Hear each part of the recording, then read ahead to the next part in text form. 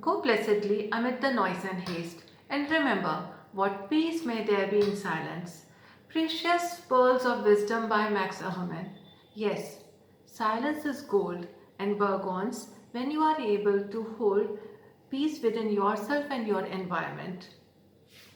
And happens when you work from the place of reality. You are oriented to your reality and working on self-actualization.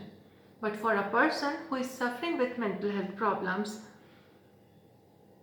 silence is a dangerous zone because it echoes in them the question of worth and existence out of their experience and traumas, which further reinforce in them the emotion of anger and agitation. They withdraw themselves from social connect into lonely zone and darkness, perhaps the zone that is more prone for any sort of addiction. But when you opt for counseling, you not just get a place for scientific guidance and techniques and therapies, but a place to vent out, to express your suppressed emotions.